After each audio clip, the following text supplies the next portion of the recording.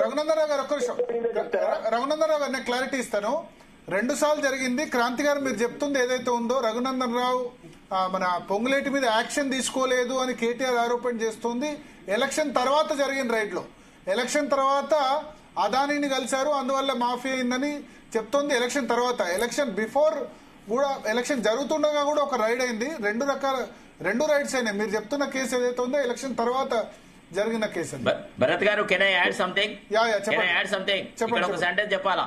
చెప్పండి sir. Assembly election సందర్భంగా వివేక్ వెంకటస్వామి ఇంటి మీద ఈడీ వాళ్ళు రైడ్ చేసినారు. ఆ విషయం తెలుసా తెలదా క్రాంతికి? ఈడీ వాళ్ళు రైడ్ చేస్తే మేమే పోయి ధర్నా చేసినాం. Because he was contesting from our constituency కాబట్టి. ఆ తర్వాత ఏం దొరికింది అనేది ఈడీ వాళ్ళు ఎవరికి చెప్పలేదు. మీరు ఆ విషయం, ఎందుకంటే అప్పటికి సార్ వినండి దయచేసి ప్లీజ్, మీరు కంప్లీట్ గా ఇయర్ సెంటెన్స్. ఇదే ప్రాబ్లం. అయితే ప్రాబ్లం ఏంటంటే వీళ్ళు బీజేపీ నుంచి ఇమీడియట్ గా కాంగ్రెస్ పార్టీలోకి చేరారు కాబట్టి ఆ కళ్ళ మంటతోని కంపల్సరీగా అక్కడి 3-4 నియోజకవర్గాలకు వివేక్ వెంకటస్వామి డబ్బులు సప్లై చేస్తున్నాడు కాబట్టి ఈయన దెబ్బ కొట్టాలా అని చెప్పేసి ప్లాన్ వేసి చేశారు. Is it not a fact? తర్వాత రెండోదండి, మీరు అడిగారు కదా ఏది పోలీసులకు అధికారం ఉందా లేదా, ట్రాక్ చేస్తారా లేదా అనేది. ఇప్పుడు aberrations to maintenance of law and order అనేది ఒక సబ్జెక్ట్ అండి. ఎవరెవరినైతే పోలీసులు పర్సీవ్ చేస్తారు ఏమని, వీళ్ల వల్ల లా అండ్ ఆర్డర్ ప్రాబ్లం కి సమస్య వస్తుందని ఉంటుందో అట్లాంటి వాళ్ళ మీద ఇంటెలిజెన్స్ నిఘా ఉంటది. ఎందుకంటే 2019 అసెంబ్లీ ఎలక్షన్స్ అప్పుడు కేసీఆర్ గారి మీటింగు అక్కడ ఉండేది. ఎక్కడ మన మినిస్టర్, చీఫ్ మినిస్టర్ గారి కాన్స్టిట్యున్సీలో, ఎక్కడ మన కొడంగల్లో రేవంత్ రెడ్డి.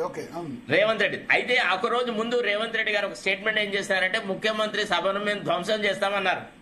చేస్తాము అని అంటే ఆయనను ఒకరోజు ముందే రాత్రి 12 గంటలకు 12:30, 1 o'clock ఆ ప్రాంతాల్లో ఆయన ఇంటికి పోయి ఆయన ఇల్లు తలుపులు బద్దలు కట్టుకొని బెడ్రూమ్ లో ఉన్న రేవంత్ రెడ్డిని గొర్రె గుంజుకొని పోయినారు. వినరా? మీరెట్లా చెప్తారంటే, because I was in the know of things at that time. I'm telling you very frankly what it is used, what happens అనేది. ఎందుకంటే అప్పుడు మమ్మల్ని ఆ కేసు అది వచ్చినప్పుడు నన్ను చీఫ్ జస్టిస్ అడిగినాడు, why did you take such action అని. అంటే when somebody says that he is going to disturb the public meeting of the honourable chief minister, do you think that we will keep quiet? We will certainly act as per our requirement. He was a big aberration to the maintenance of law and order. If we had let loose him, he would have created a havoc. అని చెప్తే నన్ను ఏమన్నారు, you call the DGP అన్నారు. Sorry, I can't call the DGP, is not a constable అన్నాను. Then call the SP అన్నారు. అప్పుడు అన్నపూర్ణ అని SP ఉండే. నేను అన్నాను, ఎవరిని డిస్టర్బ్ చేయను, honourable chief ministers meeting will be over by 4:30. 4:45 కు రేవంత్ రెడ్డిని we will let loose him. ఆయనకు ప్రాణభయం ఉంది అన్నాడు. అంటే నేను అన్నాను, nobody is ready to waste a bullet on Revanth Reddy's person అని చెప్పినాను. చెప్పినందుకే కదా ఆ కోపమే కదా రేవంత్ రెడ్డి గారికి మంట. అంటే నేను చెప్పేది ఏంటంటే, ఎవడు కూడా వాస్తవాలను కప్పిపుచ్చేటువంటి మాటలు మాట్లాడద్దు. ఈ ఇన్ఫర్మేషన్ పోలీసుల దగ్గర ఉంటుంది. Police are meant for that. Police are there to protect the public order. తర్వాత సెక్షన్ 5(2)లోనే క్లియర్ గా ఉంది ఏమని, పబ్లిక్ ఎమర్జెన్సీ ఉన్నప్పుడు when there is a threat to sovereignty and integrity of India, every police have got the authority to intercept the telephonic calls, everything, etc. ఇది ఏ ప్రభుత్వంలోనా జరుగుతుంది. కాకపోతే political purposes కు జరిగింది. ఒక్క నిమిషం, ఇంటర్సెప్ట్ చేయొచ్చు అని మీరు అంటారు?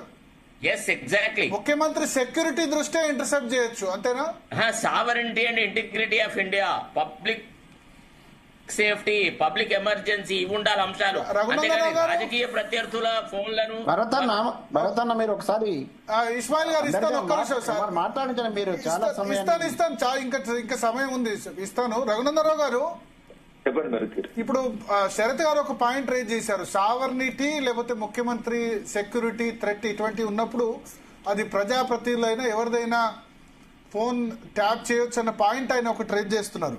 ఫోన్ ట్యాప్ చేయొచ్చు అని చెప్పలేదు శరత్ గారు. థ్రెట్ సెక్యూరిటీ ఒక్క నిమిషం భరత్ అని నోటికి వచ్చినట్టు ఇంటర్ప్రిట్ చేస్తే ఎట్లా? వారు చెప్పింది ఏంది ఆయనే డైరెక్ట్ అడ్వకేట్ మేము లా చదువుకోలేదు, బట్ ప్యానెల్లో ఎవరున్నారో మీరు నాకు చెప్పలేదు. అయినా వారు చెప్పింది నాకు అర్థమైంది, నేను మీకు చెప్తాను. శరత్ గారు ఇదివరకు హోమ్ స్టాండింగ్ కౌన్సిల్ శరత్ గారు మీకు శరత్ గారు చెప్పింది ఏంది నాకు అర్థమైంది ఏంటంటే, నేను రఘునందన్ ఒకటి అలా ఒకటి డైరెక్ట్ గా నేను ఆ సభని ధ్వంసం చేస్తా లేకపోతే దాడి చేస్తామని అన్నప్పుడు అది దానికి ఇంకా టెలిఫోన్ ట్యాపింగ్ ఎందుకు వినడం ఎందుకు? డైరెక్ట్ ఆయనే స్టేట్మెంట్ ఇచ్చిండు కదా. స్టేట్మెంట్ ఇచ్చినప్పుడు ఎట్లా అదుపులోకి తీసుకుంటారు? మమ్మల్ని ప్రివెంటివ్ అరెస్ట్ పేరిట తీసుకుంటలేరా పోలీసులు? This is also common thing కదా. సో దానికి టెలిఫోన్ ట్యాపింగ్ కి సంబంధం లేదు. అప్పుడు రేవంత్ రెడ్డి గారి ఫోన్ విని అదే చెప్తున్నాను. అప్పుడు రేవంత్ రెడ్డి గారి ఫోన్ విని ఏదో అర్ధరాత్రి ఆయన అరెస్ట్ చేసిరు అనేది నేను అనుకోను. ఆయన ఓపెన్ స్టేట్మెంట్ ఇచ్చిండు కాబట్టి ఒక పొలిటికల్ పార్టీ సభను భగ్నం చేయొద్దని చెప్పి అరెస్ట్ చేసి ఉంటారు. అది ప్రివెంటివ్ అరెస్ట్ కింద ఎవరినైనా అరెస్ట్ చేస్తారు. ఏం చేస్తారు? అది కాదు, అంతేకాదు అక్కడ ఇంకొక అంశం ఉంది. Mere statement is not the essence of arresting. What is the preparation that is done towards achieving the accomplishment of that particular object. ఆయన నేను ధ్వంసం చేస్తాను అన్నందుకే ఆయన అరెస్ట్ చేయలేదు, అందుకు తగిన చర్యలు తీసుకోవడం మొదలెట్టినాడు. ఎట్లా సీఎం సభను భగ్నం చేయాలా అనే ప్రిపరేటరీ స్టెప్స్ తీసుకున్న దశలో ఆయనను నడి రాత్రి అరెస్ట్ చేయాల్సి వచ్చింది. అంతేనా? ఇప్పుడు అరెస్ట్ వేరు, పోలీసులు టెలిఫోన్ ట్యాప్ చేయడం వేరన్నా. అది పొలిటికల్ మీటింగ్ ని భగ్నం చేస్తా అన్నాడు. అది పొలిటికల్ మీటింగ్ ని భగ్నం చేస్తా అన్నాడు. 100 మందిని జమ చేసి ఎట్లా భగ్నం చేయాలని ఆయన ప్లాన్ చేస్తుంటే డెఫినెట్ గా దాన్ని అదుపులోకి తీసుకునే అధికారం పోలీసులకు ఉంటే తీసుకుంటారు. దానికి టెలిఫోన్ ట్యాపింగ్ ఏం సంబంధం ఉంటుంది అన్న? టెలిఫోన్ ట్యాపింగ్ అని నేను అనలేదు. టెలిఫోన్ ట్యాపింగ్ ఏ సందర్భంలో చేయొచ్చు అంటే సెక్షన్ 5 subsection 2 కింద there are certain necessities as to under what circumstances the police can resort to tapping of the telephones అనేది సెక్షన్ 5(2) లో ఇండికేట్ అయింది. అవి ఆ కారణాలు తప్ప వేరే ఇతర కారణాల ద్వారా టెలిఫోన్ ట్యాపింగ్ చేయకూడదు. అట్లా చేయాలనుకున్నా there is procedure, wide spread procedure available. వీళ్ళు ప్రొసీజర్ ను వైలేట్ చేసినందుకే ఇంత రాద్ధాంతము, ఇంత రచ్చ అని చెప్తున్నాను. భరతనే చాలా మంది ప్యానెల్ లో ఉన్నట్టున్నారు గౌరవ పెద్దలు. Shall I conclude? కన్క్లూడ్ చేయండి. Thank you sir. ఎవరు చేసినా చట్టం తన పని తాను చేసుకుపోవాలని కోరుతున్నాను. Thank you.